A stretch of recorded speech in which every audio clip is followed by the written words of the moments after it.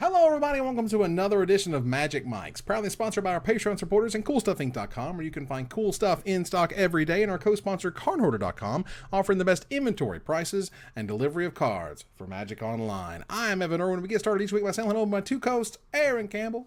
Hey, how's it going? I'm saying words too fast. Ruben Bressler. I noticed you were sort of tripping over the hurdles there, but you got through it. I got through it. I like to talk fast, and then I kind of trip myself, and it's awkward. It's bad. Right. I thought the stereotype was that people from the South talked slow. Well, and that's definitely true if you want to watch my old content. Basically, as you can see my path on YouTube, and I'm not kidding, I literally speak faster and faster and faster. It felt like the faster I spoke and the quicker I was throwing things at people's eyeballs, the more entertaining the show became. You know that meme where it was the B movie, but every time they say B, it goes faster? Mm-hmm. It's that, except for it's Evan Irwin's entire YouTube library, except for that every time he says, hello, everybody, it goes faster. It goes faster and faster and faster. Oh, my gosh. Well, look. We also get started with a Trumpet Blast, which you can get one if you support us at the highest level on Patreon. I'd also note that Patreon rewards for the last 6 months will be going out here shortly. They'll be going out alongside the Dominaria Kickstarter. Remember Dominaria? It was really fun. I do. Now, Evan, I am a Patreon supporter of Magic Mics at the $5 level, so that I can get that sweet, not safe for work behind the scenes content, because I don't watch this show normally. But so what's getting sent to me in this latest update? Well, each Patreon level provides you some amount of tokens beyond the $1 you support our show and stuff, and that's cool. Great. So you're able to get access to a token, and then there's some that get foil tokens, and there's some that on the very tip-top level get a playmat. So there's people who have supported us at the top level, and then after that month has gone by, they'll lower their pledge to something else, so they can get that reward that was at the highest level that they sponsored us on. Very smart. Right. So I want to get those people their stuff, and that stuff is coming. We also posted sketches of the Guilds of Ravnica tokens that is in the Kickstarter right now. If you want to go check that out, that's a public update. You can see it. Those look, as Aaron was laughing at me about saying earlier, those look dope. Those look really good. That's right. Yeah, for those who are just tuning in, we got, can we say the artist? Have we announced the artist? Yeah, we announced on the Kickstarter. Okay, so we have pledged. We've commissioned Dios Boss, who you might know from Twitter. He's an amazing artist who has drawn avatars for just about everybody. Cube April has one. I have one. Our friend Andrew McGreeny has one. Several people have Dios's work attached to their Twitter profiles, and we're so lucky to have gotten him to do our tokens. And the preliminaries look so good. And also, speaking of the Patreon, my Patreon stream is going to be this Saturday evening. I'm going to be streaming Gruesome Menagerie in Standard. I'm so excited. Standard looks really sweet right now. That deck looks like everything I want to be doing in life. So if you want to see how Gruesome Menagerie works, come say hello, and we'll get Gruesome together. It'll be fun. Oh, I've been building around that card. It is so good. Oh my God. The ways you can slice and dice the creatures that you use in the decks, it's just absolutely terrific. Yeah. Super excited about that. But yeah, so tune in and hang out with Aaron as part of our monthly Patreon streams that we all do individually, which is neat. When are you streaming on Saturday, Aaron? Probably Saturday evening. I can't do Sunday nights because I have my raids. I raid in World of Warcraft, but Saturday night is wide open. I usually start around dinner time, so 6 or 7. Okay, I was going to say just make sure you don't stream at 1 p.m. Pacific for some reasons. For what? Sell that.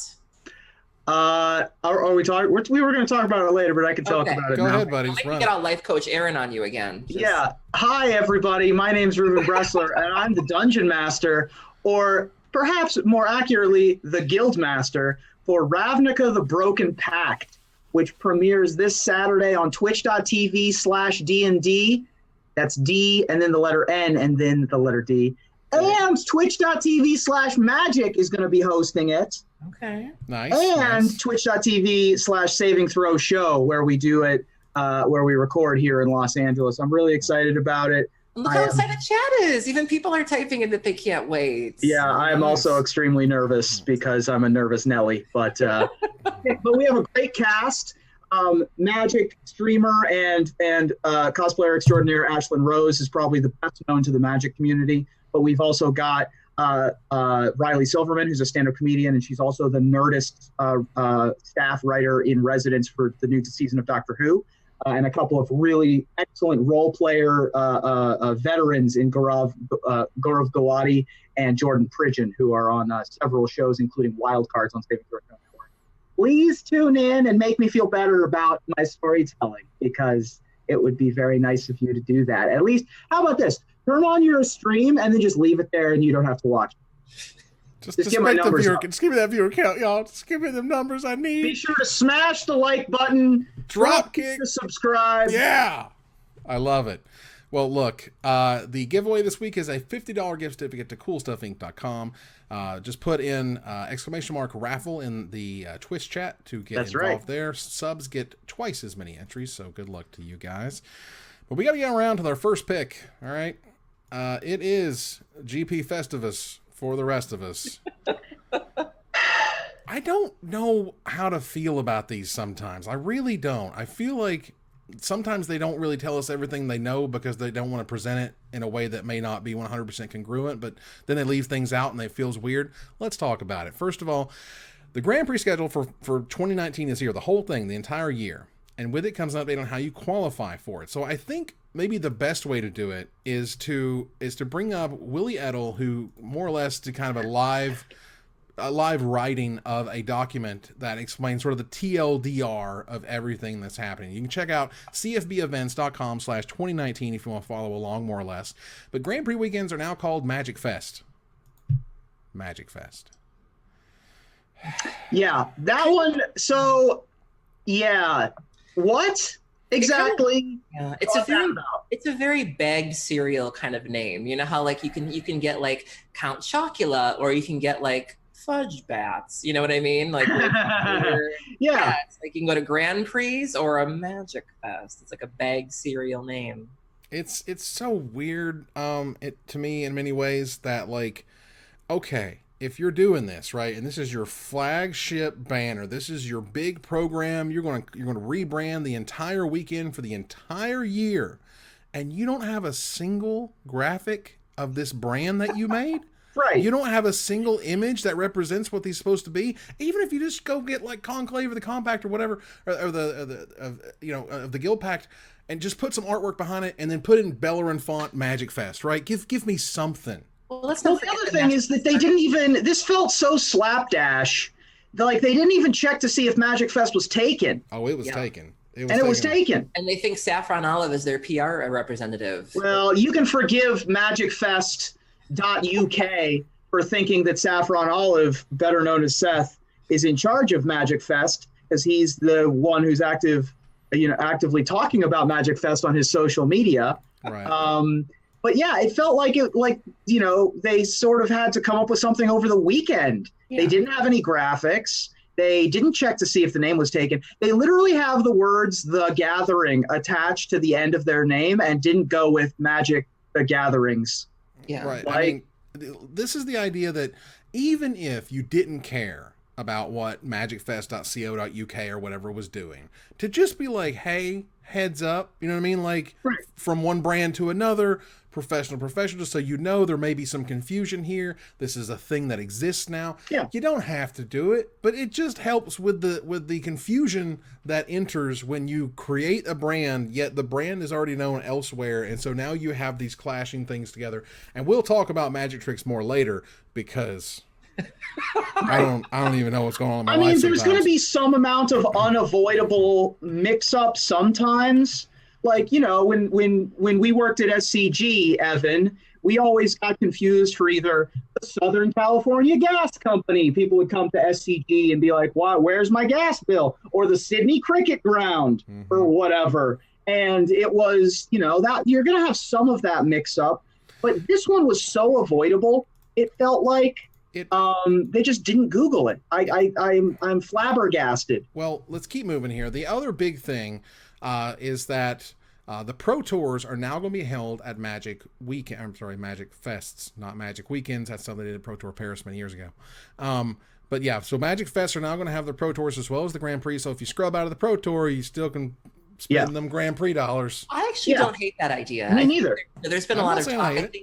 Yeah, I think even Emma had posed the suggestion recently that if you did things with that space where, one of the number one things that I always used to get asked when I worked for Card Hoarders, people would say, well, if I go to the Pro Tour, what is there to do? Like, can I just go to a Pro Tour? Can I see something? And there is a shop, Legion usually does run sort of a pop-up shop at the Pro Tour. I know they had arena consoles you could sort of test. And so there's a couple of things you can do, but not much. I like the idea of giving people something more that you can do at a Pro Tour. It should be an event. Absolutely.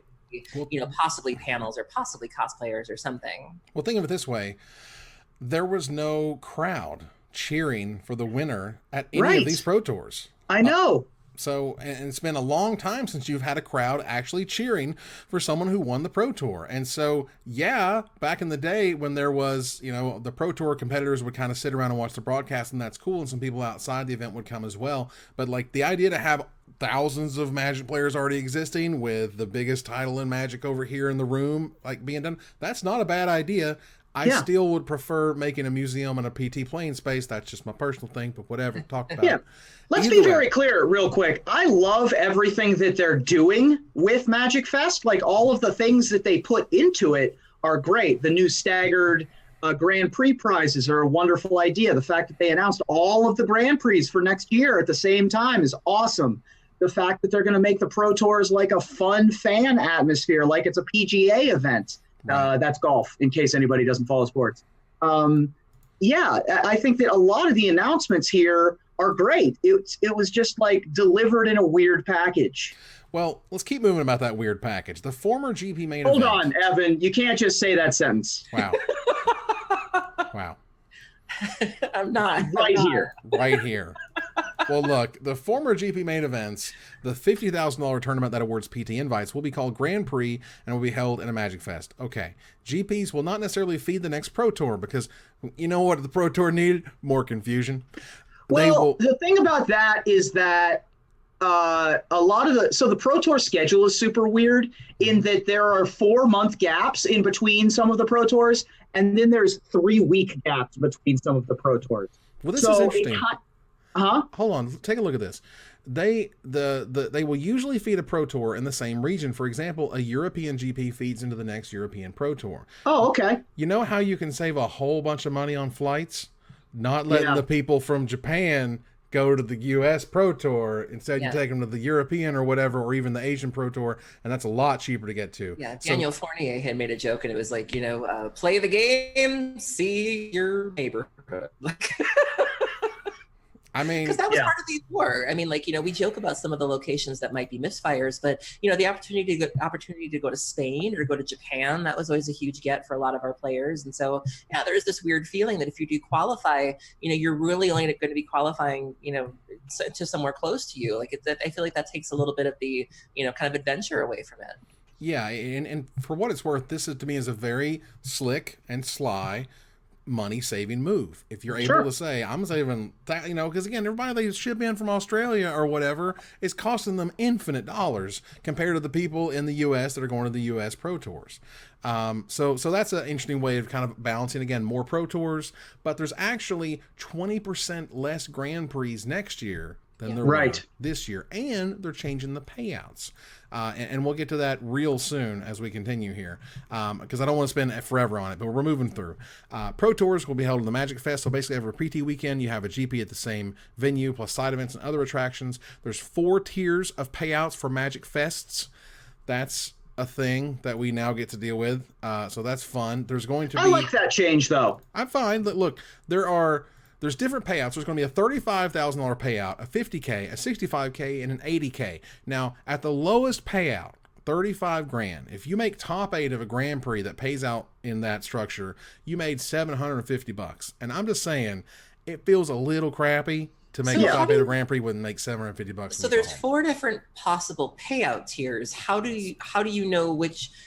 That's why aren't they all so you're saying some Grand Prix or some MagicFest would have a better payout than others? Right. So here's the short version on payouts for the first quarter.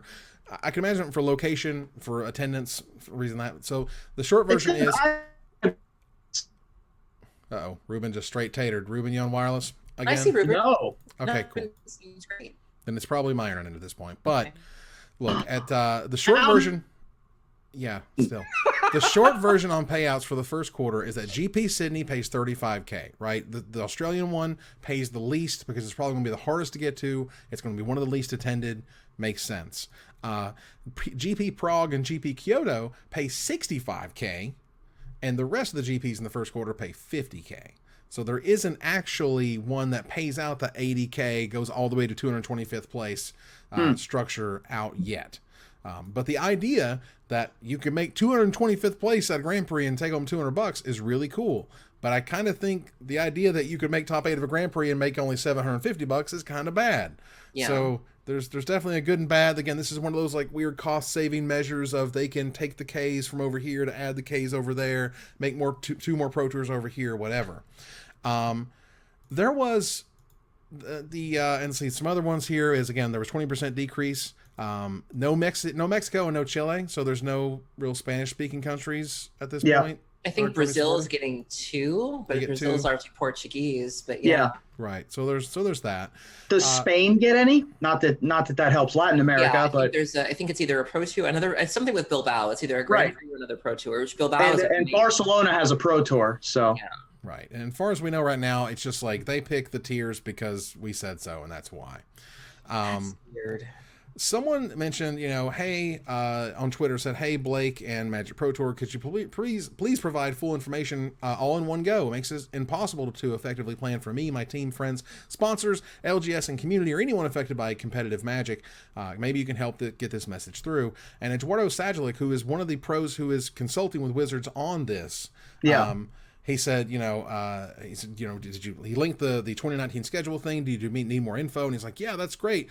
But it doesn't seem like, it's everything. And we need more of information out there. And he said, well, I'll be honest. The next month or two is likely going to look really weird, similar to how a jigsaw puzzle only makes sense after taking enough form. For what it's worth, I probably wouldn't have said it like that. It just doesn't really come off well in many ways. And it doesn't feel like you're like, well, you're holding back information. So even I've been contacted by different pros about, potential sponsorship for the team series for cool stuff. And I don't know exactly what they're doing, and I don't know exactly how it's going to work. And as a result, when you have question marks, the safest thing you can do is to do nothing. And that sucks. I do want to go back to some of the other locations that were affected. Chat brings up a really good point. Southeast Asia also has been affected. I believe there's no GPs in China this coming year. I know Japan has 1 or 2. I'd heard a rumor about why the GPs in China were an issue, and it had to do with a local TO. I actually don't know the specifics of that situation, but... We had somebody in our Discord who was sort of informant, if you will, had indicated that the TO for that area, I guess, had overpromised certain things during their initial push of GPs. And some people had speculated that this might have been, kind of a punishment for that because those GPs didn't maybe turn out as well as they should have, that, they now don't have any GPs or have less GPs. And that's really unfortunate. And, I love tuning into the Asian GPs, specifically China and Japan, because I've said it before, but I feel like the innovation is just miles above what we see here in America. I love watching the GPs there. You see so much spice. You see just this brewing that you don't see anywhere else. And so it's definitely, I'm definitely sad to see there will be one less Asian GP to check into, and specifically, not in China. Like that's huge. Well, the world of PPTQs is going away. We are going to return to PTQs. Now, note, PPTQs came into play more or less mirroring what SCG was doing with their tournament series and the invitational qualifiers, and kind of taking the invitational qualifier model and giving it to all the game stores without the support. But we'll talk about that later. Either way, the PPTQs are leaving and the PTQs are coming back. It's something. The new format is quote unquote something like the old PTQ system with some twists. Okay. There's going to be open qualifiers. The PTQs, as they are now known, are going to be held in MagicFest. They're going to have one of these open qualifiers every day. So it appears there's going to be like a last chance qualifier, which is the day before the Pro Tour, and then every day thereafter, which is going to be awesome. I mean, those old, sneak in PTQs were always terrific.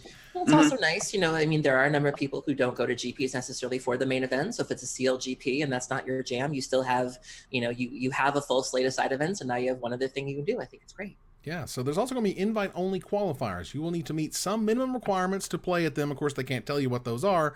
Announced sometime in the near future. That's weird. So those are like the equivalent of RPTQs, I would imagine. More or less, that's the way I would expect them. However, professional events were listed. This is sort of new. Best-in-class WPN stores and professional tournament organizers will be able to organize events or a series of events culminating in a final awarding PT slots. This, to me, is, again, the way to say, like, the Open Series without saying the Open Series. Right. Because Wizards, honestly, kind of had a weird time wrapping their head around the Open Series for a long time, and that's why the Open Series struggled with getting the right multipliers for their events and so on and so forth, because they're like, well, anybody can make a tournament series, and you're like, no, anybody can't.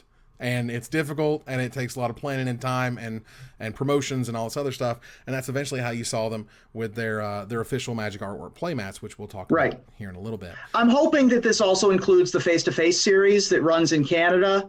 There are a number of other smaller tournament series across the world that are not, obviously the Open Series is the one that gets most of the publicity, but there are a number of other, small tournament series that hopefully, can get in on this as well. Yeah, Pastimes has a little series in the Midwest. Nerd Rage Games is another one. Yeah, I hope they can get a piece of that pie too. Well, the qualification system based on PT finishes won't change in the 2018-2019 season. It will be different in 2020. Who knows what it's going to be? Good luck, guys. We'll see you there. Make sure you hinge your whole life on what's going on here. Yeah, that's always a problem. That's always uncomfortable.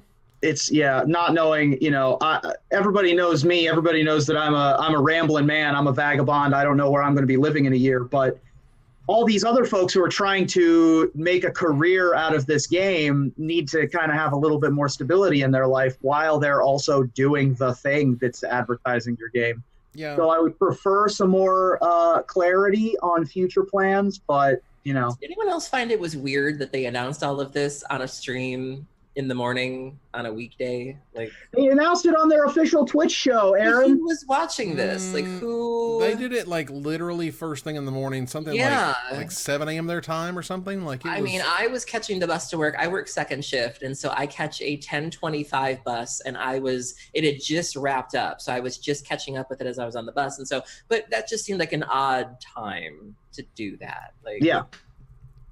All right, okay. So that's a whole bunch of changes where we have some information, not all information. A bunch of stuff is changing, but they can't tell you about it. And things got even murkier in water that didn't need to be.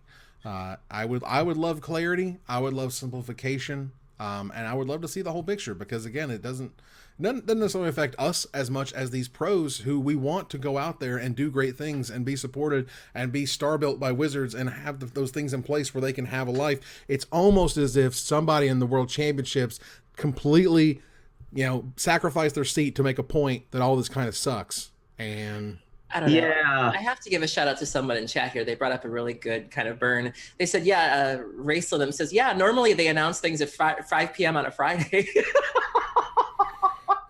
It's happened. I'm not saying it hasn't happened. I'm saying it's happened. Bye, you guys. We're in the dentist office. You guys can handle this. It's been real. Well, look, we're going to move on here to Gather the Townsfolk. Mythic Edition.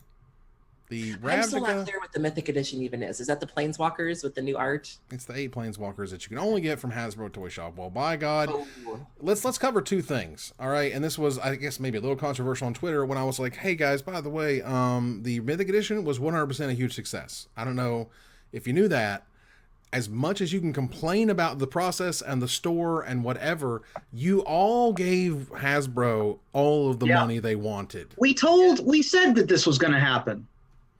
And so, and not only like that product lasted, 90 minutes, maybe 2 hours or something, right? Which says they know sort of what print run they can do this in the future to sell for that amount of money. B, they're going to get greedy, so they're going to make more of them, so they're probably going to be online longer, which is going to hurt the value. And C, they're having to go behind and contact people who did order and say, hey, we're sorry, and we're going to put you to a different place so you can actually pay for your order because we screwed it up so bad the first time. And I actually got one of these because I was trying to get the Mythic Edition myself. Did you? And I was able to pay for it today through a different portal that they sent me a link to. Shopify, yeah? Not exactly. I don't know. It did have the right HasbroToyShop.com name, but it was a totally different look, totally different experience from what. Are you sure this wasn't a Nigerian prince? Are you sure you weren't? Well, are you sure you didn't get punked? Well, yeah, but he said, I was going to be getting a payment back, and then I can go to Western Union. Right. It was going to work out. It was really going to work out. So this is, from a customer service perspective, dumpster fire. From Hasbro making dollar bills, 100% success. Yeah. Remember, Rosewater was like, well, if you guys don't buy it, we're not going to do it. Well, everyone bought it. Of course everyone's going to buy it. Everyone bought it. And so Hasbro literally prints dollar bills. Like in Monopoly, but also in the form of this. I mean, I'm just saying, like, there was a point literally over the past week where you could pay CFB like $250 or so and whatever it was plus tax to get a Mythic Edition box at a Grand Prix and then turn around and put it on eBay and sell it for $500 plus.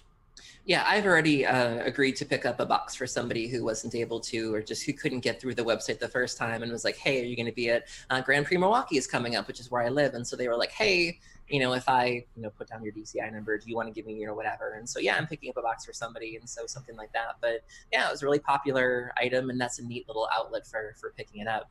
Yeah, and this is one of those things where, like, there is a market out there. I don't even know what I'm going to do with mine. I'm right now I'm just going to put it in like the closet. Yeah, and put it in a closet, forget about it for 10 years, and then sell it after that. Help pay for my children's educations, right? Down the line, thanks to Wizards making this weird product. Because again, you can think of them as them making reserved list cards. They're never going to reprint these things like this. This is a product you can only get this one time at this one place, and stuff like that in Magic always has value, and usually large value. So congrats on those complaining. It did nothing, and you guys bought it anyway. So here we are. I mean, we knew that this was going to happen, though. We knew that it was going to sell. It had to. There was no way it wasn't going to be a blowout success from a purely monetary standpoint. That doesn't mean that it's 100% a quote-unquote success. Obviously, there are things that can be improved for the future. Hopefully, Wizards of the Coast and Hasbro, not even Wizards, Hasbro internalizes those feedbacks. Right. To me, again, this, like, from the corporate CEO, stock report, how did this venture do? Like, we had some customer service issues, but we killed it, y'all. High five. Up. We're going to do this stuff in the future. That's the way I see it going. Like, and I bought it too, for what it's worth. I absolutely bought it too, because I know a good deal when I see one, guys, and Wizards offers you these things. You can buy it if you want. All right. So the SCG Tour in 2019, who wants to talk about it? Anybody?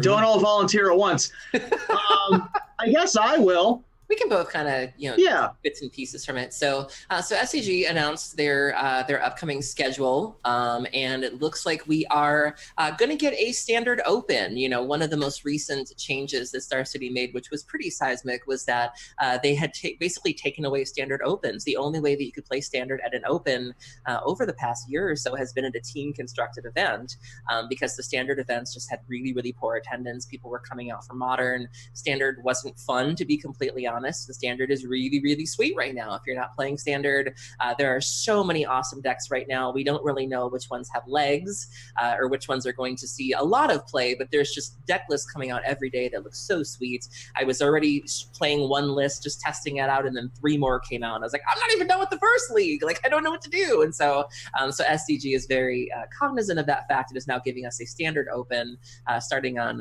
February 9th through the 10th in Dallas, Texas. So we are getting a standard. We are also getting a Team Modern non-unified open, which is really, really cool. That means that the 3 of you can play 3 different Modern decks, and you don't necessarily share a card pool, which is really, really cool. But you can also just play the same Modern deck, right? You can, yeah. So in theory, you could do 3 Tron decks, which you guys love Tron, right? You could also play 3 Creeping Chill Dredge decks. How about that? Count them top 8s. It's real. Oh, boy. So there's all sorts of things you could do. New registration rewards. SCG has always been known for kind of giving their pros and their invitational winners tokens. Well, now the personalities like Patrick Sullivan, Todd Stevens, Nick Miller has a token. His is amazing. They made it. Yeah, I am so happy that Nick, who's been one of my best friends for over a decade, got to be immortalized on this awesome, amazing Thopter token. He is I kind of brought him in a little bit, I guess partially because I was working at SCG at the time. Nick and I worked together on an episode of the Magic Show together. We started writing Magic articles at the same time for Londis.com back in the day. God, Londis. Wow. That was a long time ago. Yeah. Our editor was Bill Stark. Owen Turtenwald wrote for that website. Boy, that was some time ago. Back in the day. We also have, sorry. I just want to say how happy I am that Nick is on these tokens, and I love him so much. Star City is also known for their commemorative playmats. In the past, they've used either existing card art or either, like hard to find art of certain cards. Well, now they're using established Magic artists, but they have art that is not on Magic cards. So Victor Adame Menges, Greg Staples, and Adam Paquette have each done 3 different pieces of art that, to my knowledge, are not Magic cards. They just happen to be really pretty pieces of art, so that's a thing. They also announced the return of the Players' Championship. That was a popular tournament. Right. I've never seen the blue kind of jackets or the blue sweaters that the boys wear, like Jim Davis and Joe Lissette. So that's going to be coming back. They did, however, there is a little bit of a downside. The entry fees are going up by, I think, $10. But it's a miracle. Yeah. I mean, you're still getting a free playmat. I mean, a heck of a good time for $60. I'll pay it. Star City puts on a hell of a show. I would absolutely pay that. Not a problem. Well, I mean, they kind of buried that in the middle, but you gotta, that's the sandwich, right? You surround it with good news, and then you a spoonful of sugar helps the medicine go down. Still cheaper than GPs, so the value is still there. I would really like to see the previous invitational winners get invites to the Players' Championship to make up for lost time. That would be really nice of them if they did that, but I don't expect them to do that. I'm just excited the Players' Championship is back. I thought it was a really cool, interesting, fun event. And see if maybe Joe Lissette gets a chance to defend the title that he won several years ago at this point. There was a picture of Joe flossing a little bit. I think he had like several of because he's qualified multiple times. And I think there was a picture I saw on Twitter of just on his bed, he had like all of the jackets and he was like, I'm excited. Right. Ready to run it back. Absolutely. It is interesting that, again, before there was parody playmats at the Open Series, and then later the parodies became real cards, and now the real cards become artwork by the real artists. So not sure obviously what's going on there, but it was just an interesting change. Art imitates life, life imitates art. It's all getting mixed together. We're back around. All I know was planning the Players' Championship was always super duper fun, and what are they going to do, and how the format's going to work, and how do you eliminate people, and all this stuff. That was always really, really fun. Jeremy Knoll kind of had the opposite reaction. He was like, yeah, that event that made me gnash my teeth or something every time. He's like, it's back. Get some heartburn. Yeah. Sure. I mean, it was tough. It was certainly hard to decide how to narrow down the field, but it was fun. Yeah. So moving on to some feel goods. Our friend Bruce Richard, CoolStuffInc.com author, Bruce Richard, noted, I believe it was today, was it just, yesterday. Or no, it was yesterday, that the package had arrived. Check it out here. I got the tweet on the screen right now. Look what FedEx left at my door today.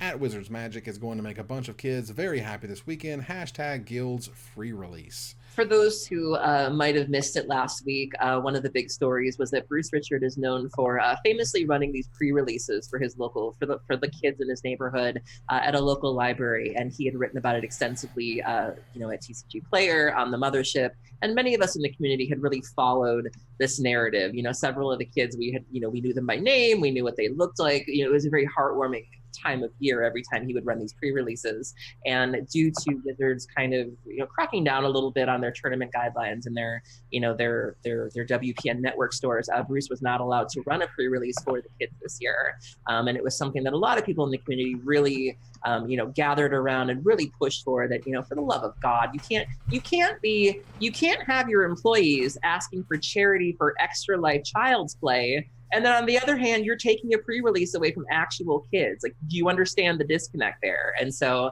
many of us really mobilized around this, and it looks like Wizards listened. I don't really know. I don't think the solution is what we had hoped for, where like he'd be able to do things at the library, but it does look like they did listen, and they are trying to make amends or trying to work with him. And so we're all really happy to see that. Yeah. Yeah, it's one of those things where you didn't necessarily want to have to make such a stink about it, and like let me tell you, there were a lot of eyeballs on this article. From looking on the back end, let me tell you, a lot of people read this article. I'm sure the left hand slapped the right hand upside the head at Wizards when they're like, "What were you thinking? Really?" You know, and like they kind of went through the realies for a while, and then they're like calling Bruce, like, "We'll get you some product. We're sorry," blah blah. And they're like slapping that guy upside the head, like you should have known better than to shut this guy down. He's not just some rando. You've literally used him to promote your products on the mothership. Yep. Oh, so yeah, all's well that ends well. But it did cause an issue in the interim. So congrats on that. But we go from the feel goods to the feel bads. As we often do. As we do. Yeah. At Inside MTG. Jonathan, one of my boys from Team Card Hoarder Brazil. Is it Malamed? Is that right? Malamed. Jonathan Malamed. Malamed. My boys. Well, he says here, while y'all are worried / happy with Wizards Magic, today's announcement, this will be about the GPs and stuff, I was just informed that not only GRN won't be getting to Brazilian stores for more than 1.5 weeks, but I will be receiving only 32.5% of what I requested. Time to cut my wrists. Oh. Yeah. So Brazil has famously had issues with receiving product, whether it be, boxes. The singles market tends to not be very great down there. I think even at the last GP, I think somebody had posted a tweet where it's like everything that comes in, all of the boxes have to be opened and then sort of rewrapped. And so that's something that affects the quality and things of that nature. And so, while we were, for the most part, it seems like, some of the MagicFest things were really, well received, but there are still countries and there are still areas that can't even hold pre-releases. I think Australia also sometimes has issues with getting pre-release products or sealed products. And so just a very sobering look that, we have it quite good here. For as much as we like to complain about, the Hasbro toy store for, the odd Wizards Play Network decision, there are places that don't even have pre-releases. There are places that the metagame is affected solely by the availability of the singles. And, it's just very sobering when you think about it. And I love the Brazilian Magic players that I've had a chance to get to know. And I just wish they were able to, really get into it as much as we can. Absolutely. So good luck to them. I wish there was I wish there was anything we could do, literally. It's just like we can report that it happens. We can let people know that it sucks. Hopefully the powers that be can do something to improve it. Yeah. There was a brand new shiny thing debuted this morning by Ultimate Guard. They are making a $150 backpack. Backpack? A backpack, a full-blown anti-theft, the Ammonite anti-theft backpack. So, and they made a commercial there you can watch on YouTube, which, they for what it's worth, their commercials are terrific, and no one in the industry is anywhere close to how they market their products. If I'm paying $150 for anything, you better touch my butt and tell me I'm pretty. Like, wow. For a backpack? Wow. Yes. I mean, there are very expensive backpacks that exist today. And in fact, an astute Discord user for the show mentioned, they said, hey, that backpack looks incredibly similar to this other backpack on XD Design. So what I want you to do, and I'm going to put the link here in the chat, and it'll be in the show notes, but what I want you to do is I want you to go to that link to xd-design.com and check out the Bobby original. And who wore it better? I know, right? Well, first of all, note that there's a lot of features that they share, such as an integrated USB charging port, such as the strap that goes on your luggage. The idea that you can fit things in the straps themselves, actually put cards in the front straps and whatnot. All these features seem very similar. Now, of course, the XD Design here is selling this for £90, which is about a little less than $100, I think, in U.S. currency. But this feels like maybe they rebranded a little bit, maybe they changed a few things, they altered some stuff, and they slapped a really, really nice brand on top of it. And so if that's the thing, that's fine. I just thought it was really interesting that, it seems clear that they were clearly inspired by an existing one. Lastly, before I hand it off to you guys, I'm not sure how anti-theft this thing is. Yeah, that's what I was kind of wondering, is how exactly is this preventing theft? Like, is it making it so you're hiding the cards. They're not in traditional spaces. Is there some sort of? There's something about like a it's hidden anti-theft. It's not theft proof. Well, no, but again, it's like they kind of tout these like hidden zippers. Like the zippers are kind of like folded in, and you can get. But look, no one steals like from your backpack. They just steal the backpack. That's the problem. And then you're also saying, "Hey, I have a $150 backpack. There's probably some really sweet stuff inside." Yeah. Can we talk about the fact though? Like, I'm so fascinated. We got to talk about this because there are some people guilty of this in chat. Wilder New Year, I'm looking at you. Can we talk about how Magic players tend to run the gamut where they either bring nothing, they won't even bring a playmat, or they all pack like they're running away from home? Like, have you noticed that there's no middle ground? Like, they either have nothing or everything in the kitchen sink. I love it. Oh my gosh. Yeah, this was well, first of all, I will note that this backpack has 2,300 reviews and it gets like 4.5 stars. So people seem to like it. People do seem to like it. You know, and there's nothing wrong with that. But I just feel like, you know, what we've talked about over the years, and this has happened many times over the years, of, you know, the anti-theft thing is all about the tracking, right? If somebody takes my backpack, I need to be able to find it. I was really expecting part of that commercial to be like, and then they whip out the app, right? And they see there on the map where my backpack is because I can track it on the so-and-so. And that's the big, you know, the new technological advancement that Ultimate Guard has brought to the world. And instead it's like, well, we got these hidden zippers, you see. And I'm just and it's cut proof. Cut proof? It's water That's what they resistant. said, right? What does that mean? Means you can't cut it with a knife, I would assume. Who's doing that? Like, people who can't find the zippers is who's doing the Italian job. It's more you left your backpack telling this rando to come watch it. He didn't watch it because he was filling out his deck list, and someone walked away with it. It's not. There's not these grand heists happening. Maybe. All I'm saying is it was certainly very interesting when you see a product, you know, sort of this expensive. It comes out in February of next year is when it's going to actually debut.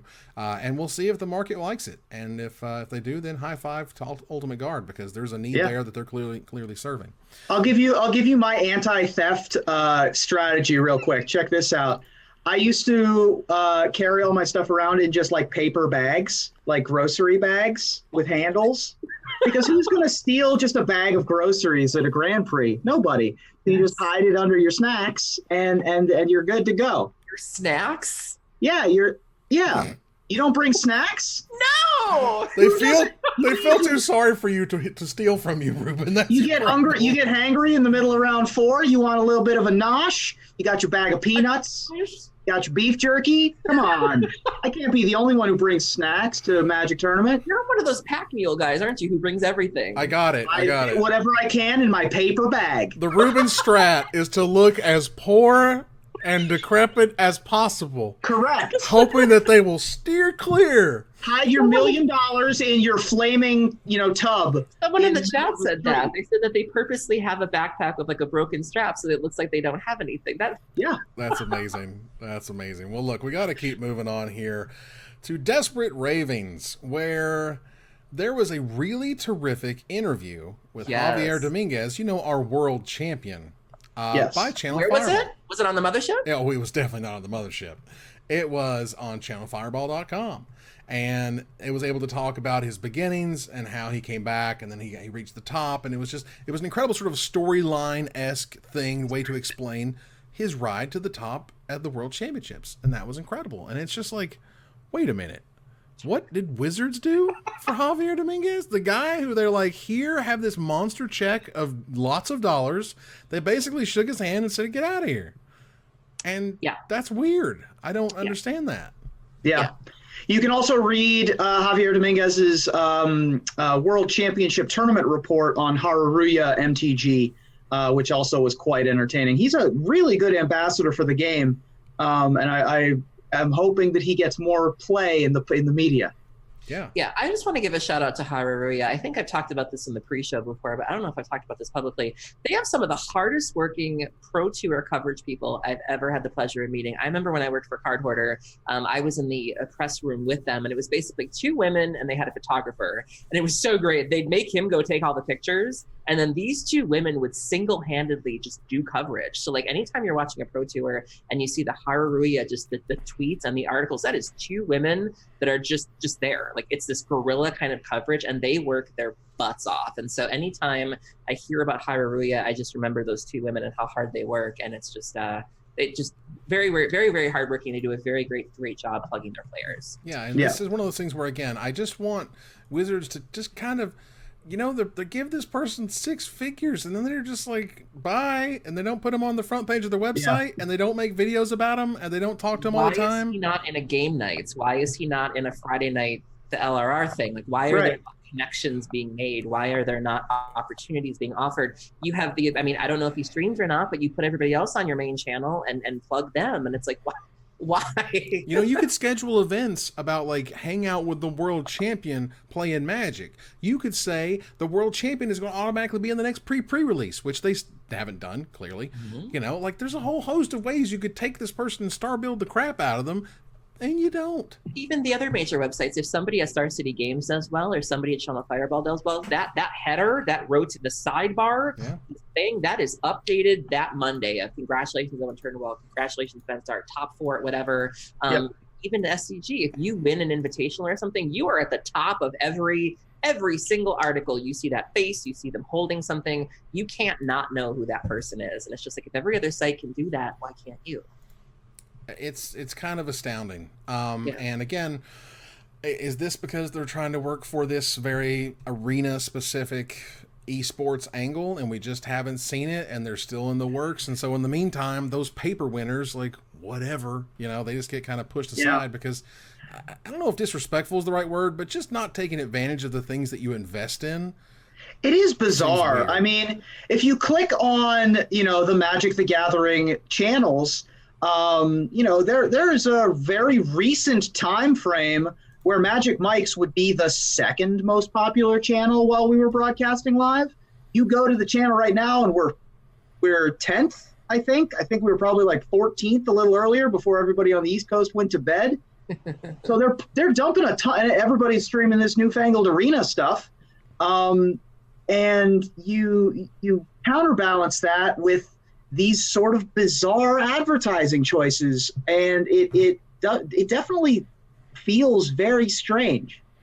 All right, so moving on here, I think the ultimate takeaway from that is, like, Wizards, you realize you're giving a whole lot of money for not a lot out of it, right? Yeah, like, right. But what's the end result of that is you're giving away a whole lot of money for not a lot, and then their response is, oh, we should advertise that more. Or is it, oh, we should cancel the Pro Tour? See, that's the danger. Right. I mean, well, they've gotten closer and closer, essentially every year to just breaking down the Pro Tour, giving less, treating the pros worse, so on and so forth. Again. Yeah, but we have MagicFest now. Well, we fixed it. So, we have a lot of stuff that we didn't used to have. They are actively fixing. Like, I don't understand there's a weird dichotomy there where they're actively trying to make it better. They are trying to improve it. And yet, we still have Javier Dominguez not getting advertised on the mothership. There again, right hand, left hand. It's just there's so many times where we can say these things that they're literally fighting each other, fighting themselves in their silos. No one wants to talk to each other. Everybody's on different agendas. No one knows really what's going on. But don't rock the boat too much, because that's a very political, intense environment where you don't want to be the bad guy. Sure. There's a whole host of reasons of issues why Wizards has the problems they do. That said, there are new judge promos. Promos you can get only for being a judge, being part of the Exemplar? The Exemplar program, yes, is how they hand those out. Thank you. The first one up is Lord of Atlantis, recently mentioned in our top 10 Merfolk that dropped this week. So that's quite on theme, on brand. There we go. Thanks, Wizards, for that one. But Lord of Atlantis is again an all-new printing. It looks super, super sweet. Gabor Zigzai did the artwork, which looks great. So you can get one of those, or you can get Teferi's Protection, which is also on the screen right now. This is one of those, I think it was, a very expensive card from Commander? Was that correct? Or did they? Yeah, one of the Commander sets. I think it was a Commander set. A white and 2 generic mana that for on an instant until your next turn, your life total can't change, and you have protection from everything. All permanents you control phase out, and you exile Teferi's Protection. The first mention of phasing in like 20 years or whatever. Yep. We certainly didn't miss it. But it Aaron did. Aaron likes phasing. I do. I was very sad to see that phasing didn't come back in Dominaria. Shimmer, they were talking about it on Twitter the other day. I love Shimmer. How dare you? Why? Teferi's Protection is a very popular Commander card, though. The last several Commander games against any deck that has white in it, it's just a really good stopgap solution. There are a lot of like cards that are really good at killing one player in one turn, things like Triumph of the Hordes or Door to Nothingness. And Teferi's Protection lets you sort of dodge and weave those scalpels to be able to, knock the game down to smaller size quickly like that. Yeah, so this is a perfect promo for them, and a way to reward the judges in a very unique way. Back in the day, you used to just like straight up give a bunch of these to judges, but then they can't because tax evasion, and then like they stopped it, and then there's this weird exemplar program. It's very complicated, but either way, those are the new promos, and they're sweet. There was a new article that came out this week called What to Expect with Magic Story. And again, I think as we've talked about in the past, Wizards is very much thinking that Magic's success, particularly on a competitive stage, is about trying to explain the story. And this is the story, and these are the moments, and these are the characters, and these are whatever. Because you know how you can follow Jace on Instagram, right? And you can tweet at Liliana, right? You can certainly do that. You can find Gideon on Grindr. Sure. Over the years, Magic stories have unfolded in web fiction and novels and comic books and web comics and cards and videos, all sorts of crazy stuff. And I'll be honest, it kind of basically feels like he said, and we're not stopping any of that. And we're going to just do all sorts of crap. And we got novels coming. We got a new comic book coming. And it's just going to get crazy. Who knows how many toes Jace has? Maybe 10 in this one and maybe 9 in that one. We'll figure it out. I don't know. It just seems weird. However, he did also announce that Jay Annelli, CoolStuffInc.com's own, a fan who just so happens to know Magic Story inside and out, is going to help keep an eye on continuity. He knows his stuff and loves Magic Story, so that's awesome. And I know he's serious about it. He is so smart. It is kind of hard to believe. He's a really good Twitter follow. JAY13X. All of those Vorthos folks over on the Vorthos cast are excellent, and Jay is no exception. Really excited to see that they're bringing him in to be the continuity guy. You got to have somebody who's on set to make sure that Jace has all 10 toes for the whole story. Hashtag justice for Jace toes. He has been. It's funny, after this was announced, some people the joke was that they took him aside because he's been kind of investigating this theory. He's been really focused on who the Raven Man is. And he said many as to who the Raven Man could be, and these sort of tinfoil hat theories. And so somebody was joking, like, are they paying you by telling you who the Raven Man is? And he was like, no comment. And so it was really great. Jay is fantastic. I'm so glad that I follow him. I love his son. I'm a big fan of his son, Arjun. He just has one of the most meme-worthy kids I've ever seen in my life. And so I'm really, really happy for him, and I think this is definitely a step in the right direction. Yeah, and again, this just feels like they're still just kind of pushing out story wherever. There's apparently something called a franchise team. I've never really seen directly mentioned before, which sounds vaguely very corporate and kind of scary in some ways. The franchise team would not approve of you doing blah, blah, blah. And we're like, oh my God, I'm sorry, I didn't mean to piss off the franchise team. In better news, and news that just made my week. You know that little tiny scorpion that crawls along on MTG Arena in the Amonkhet stage? Well, Wizards, you got to be careful what you wish for, because they said, what should we name it? And someone immediately said, Pinchy McStingbutt. And by God, Pinchy McStingbutt is the official name of the scorpion on the Amonkhet stage. I didn't even know there was. 13,000 votes, and we got Pinchy McStingbutt 42% of the time. I was a fan. I voted for Clickbait. I thought that was a great. Too. I didn't know it was happening. I like Clickbait.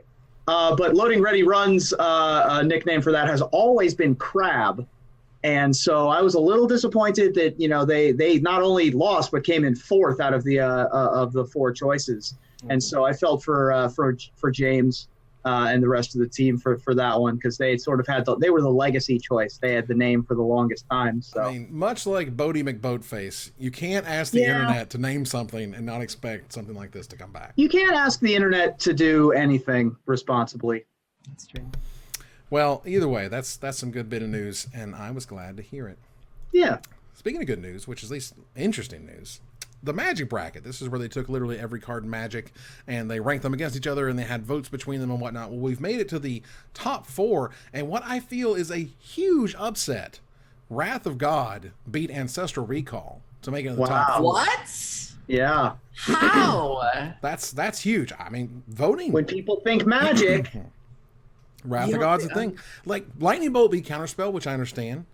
Black Lotus beat Jace, the Mind Sculptor. I understand. Sure. Birds of Paradise beat Bob, Dark Confidant. I also Sure. understand. Good.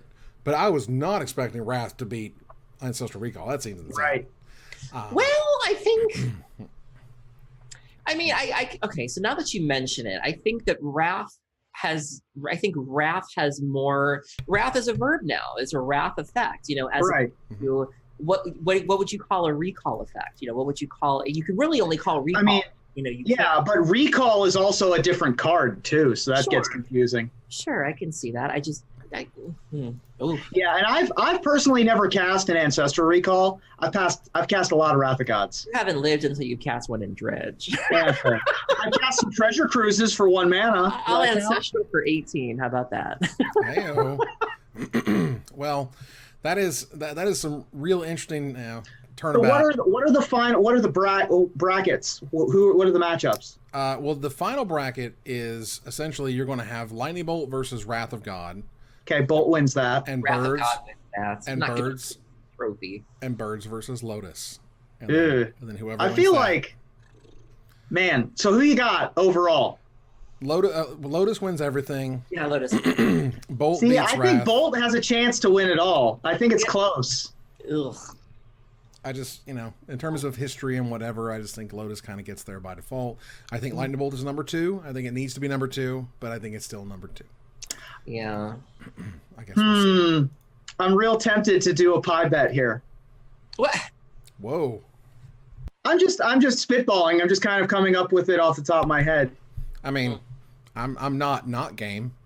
I mean, I've lost a lot of pie bets recently, so I don't know. I mean, you were telling me how it got in your eyelashes and stuff, and It was sweet success for you, that's for sure. it felt so good. You know what? I'm gonna hold off. I will just say that I think Bolt is gonna surprise people. I think I might take the field over Lotus. So you won't put your money where your pie is. I got it. I won't do it. All right. I'm a coward. Well, look, there is some brand new merchandise showing up for our European friends, and only in Europe, as I understand. The merchandise carrier Zavvi, Z-A-V-V-I, in Europe, is now, the Guild's Ravnica stuff is now available. It's a huge update. There's over 100 new items. There's shirts, and there's shirts that have really cool, sort of sports-oriented, Ravnica Yeah. Demir 00 on the back. Cell phone cases, coffee mugs. I mean, Tote bags? yes, absolutely. Yeah, we got NPR level now. Well, look, some of this is just not found elsewhere. As they mentioned, they said in North America, you get your stuff from MTG Pro Shop. This is the Right. Legion Supplies guys. In Japan, you get it from the partner Omnibus, and they have their own. They seem to all have their own separate line of products that they make. Okay. You know what? How dare you? Do you What? have you seen the Golgari shirt? Have you seen that? No. What? From the Pro Shop or whatever. So there's a Golgari shirt, And and it has a number on the back. I guess to create a jersey-like effect. You know what that number is? What? Number 6. Do you know what that number means? No.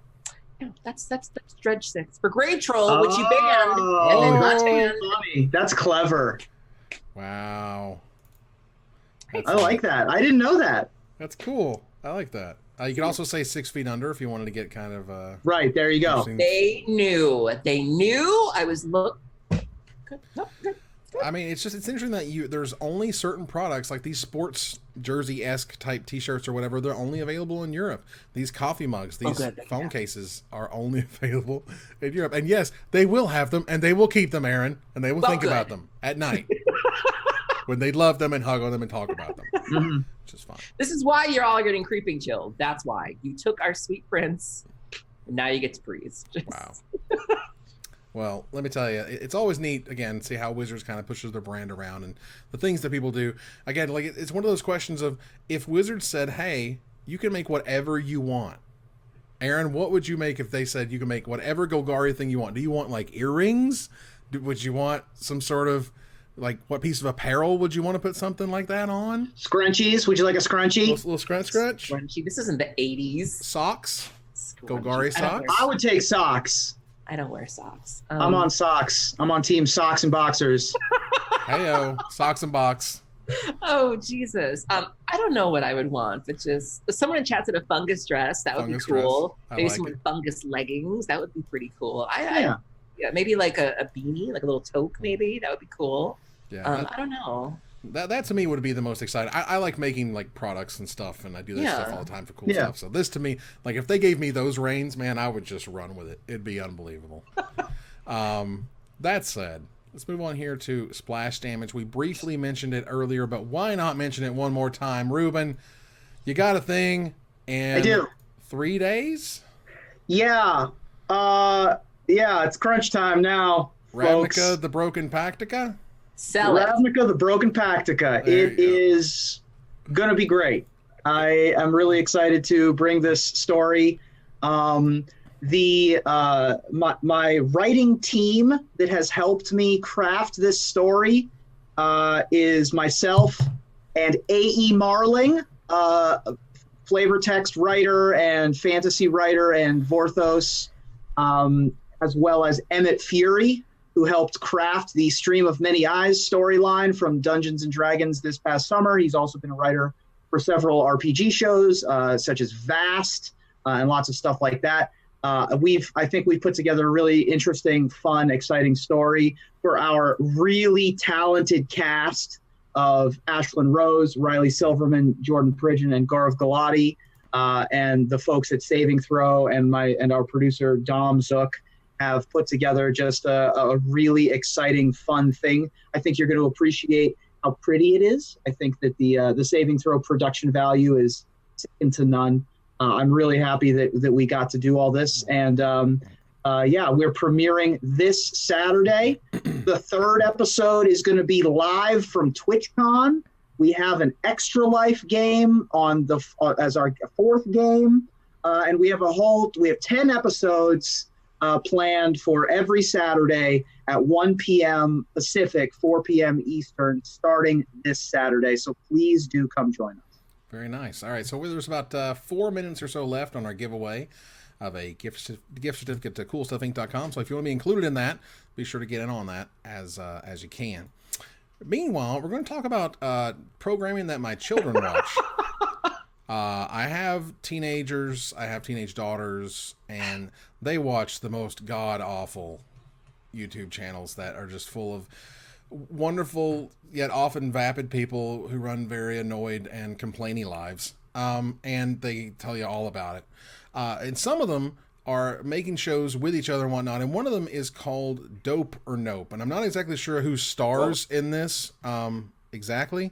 But again, these are like, I don't know exactly who it is. Somebody named Matthias at One Too Many on YouTube. And again, these are faces I've seen before, because again, I walk through the house and I listen to them like watch this crap that I hate, and I go, "Can you turn that off? Because I gotta eat." And now number 38 on trending, by the way, having been seen 2.1 million times. Sponsored by Wizards of the Coast, sponsored specifically by Magic the Gathering. They decided to buy and test 10 magic products and tricks that magicians don't want you to see. I'm going to run that back. Magic the Gathering sponsored a television YouTube program about magic tricks. Okay. Quite a big the young lady who's known for doing sort of makeup and cosplay on YouTube. She was also sponsored and recruited by Magic the Gathering to do sort of a Veraska, a Golgari kind of look as well. So you're seeing Wizards kind of reach out to these major YouTubers. And my first question is, who is this for, number one? I feel like somebody at Brand just kind of went through their subscribed channels list and was like, I'm going to hook y'all up. I got this sweet job. And I just don't know who this is for, number one. Number two, I do want to talk about the makeup video in particular. There was some really good discussion on Twitter from the cosplayers of Magic that are like, wait a minute, girl, we get a flight, maybe a hotel room, but yet you're going to go pay these people to go paint themselves and dress up when we're on our own for this. Like, you know, there's a weird sort of, we keep coming back to this well of, you have this sort of talent, whether it be pro players, whether it be cosplayers, you have existing talent that you could be nurturing and you could be sponsoring, and you're going off and paying randos, and they're talented randos and they're pretty randos, and that's fine, but you could be doing that already. Like Nissa Cosplay does amazing work with just whatever she has, you know, and if you gave her like real resources, imagine what she could turn out. And so it was very sad to see sort of these cosplayers on Twitter that were like, well, it's really great you went and sponsored old girl over here, when meanwhile we're having to start Patreons and we're having to just to even break even on some of these things that we're doing. And it just feels a little bad when you see, you know, people who've never appeared to have shown an interest in Magic or anything like that be given all of this attention, when you have all of these other things like, you know, the pros and content creators, and none of that's going to them. When, you know, why? I don't understand. Yeah, this Magic video in particular, Magic Tricks video sponsored by Magic the Gathering, was very bizarre and confused, because this is something that Wizards of the Coast has always tried actively to avoid, is confusion. I know that whenever I tell people I play Magic, they're like, oh, you do Magic Tricks? I have to correct them. I'm sure everybody goes through this. Like, what's your hobby? Oh, I play Magic. Yeah. Oh, can you show me something? And it's like, no, that's not what I'm. And so they actively try to avoid this. And yet now we have this, which is sponsored by Magic. There are Magic cards on the set. There's a Magic banner in the background. They did a Guilds of Ravnica shout out at the end of the video, but they're wearing top hats and doing card tricks, and like, it's weird. It's odd.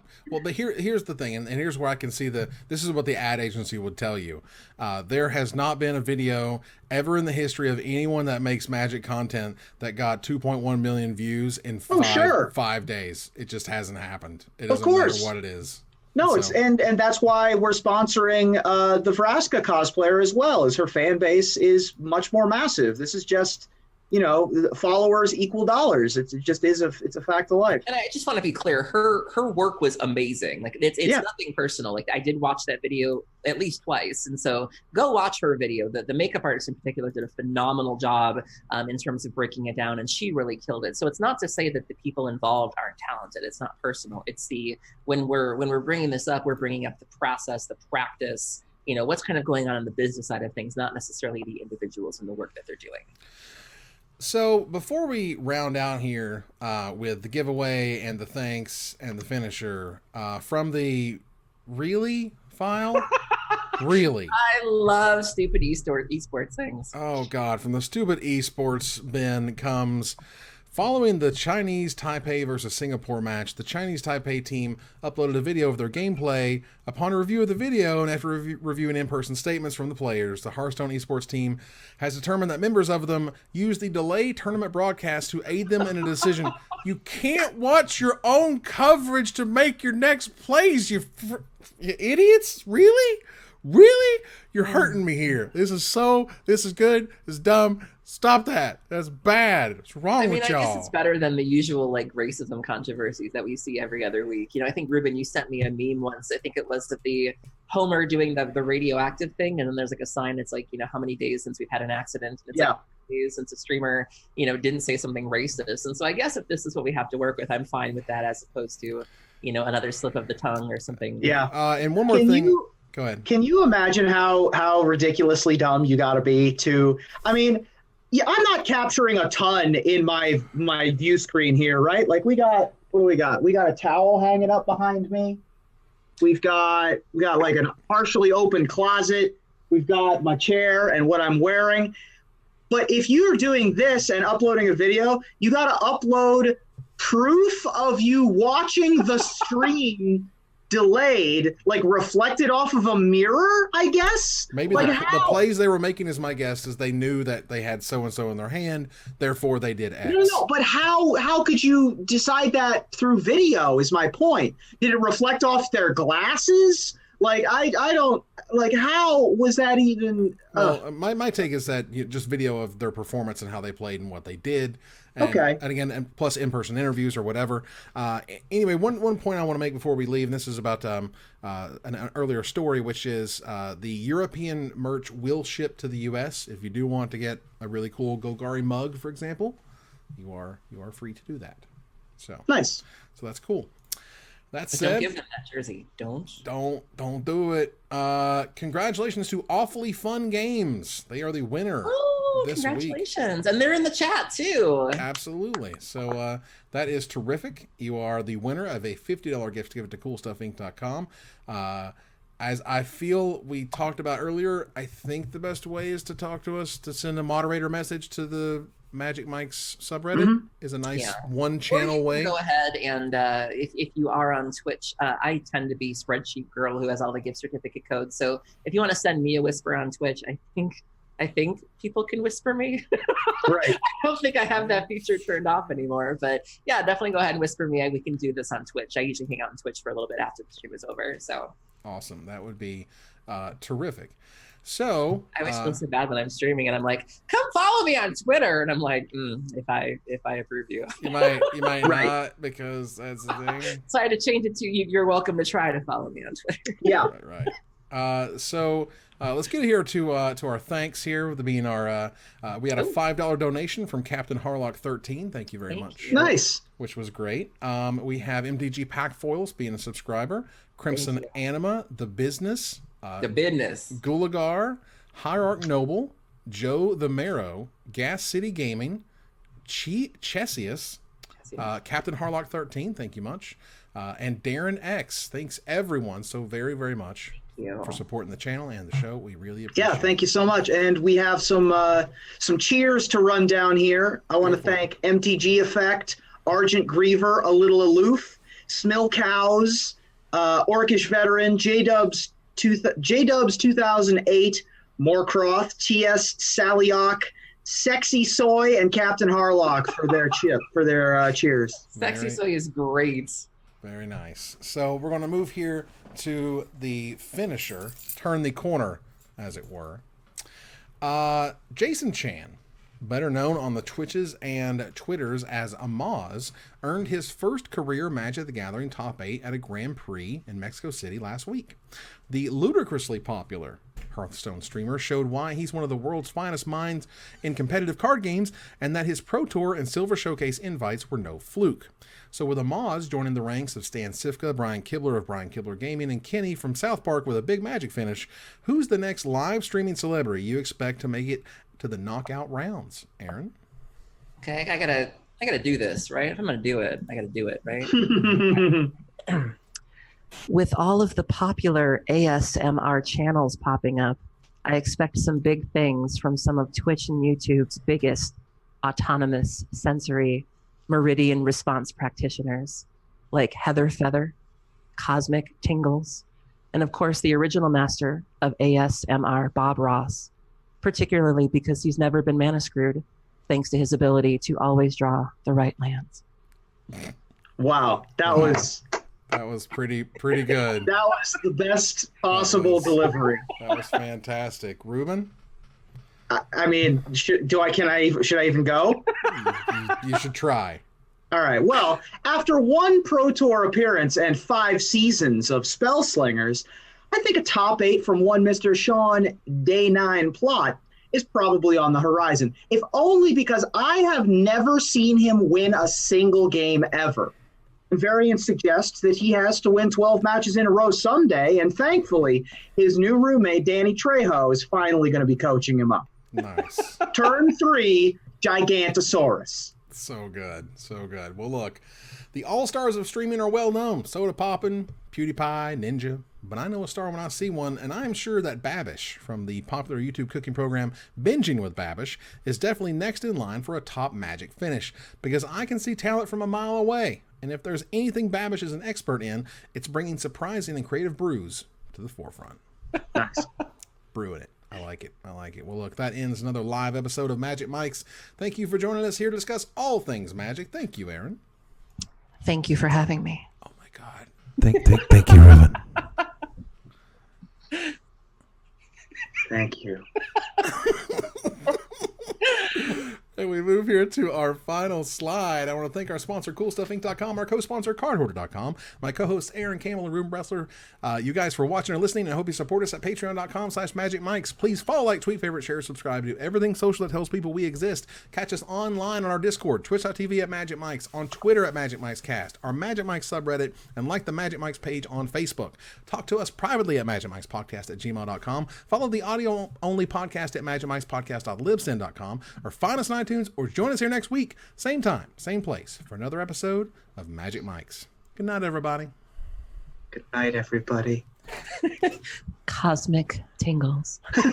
Tingles. Oh my God.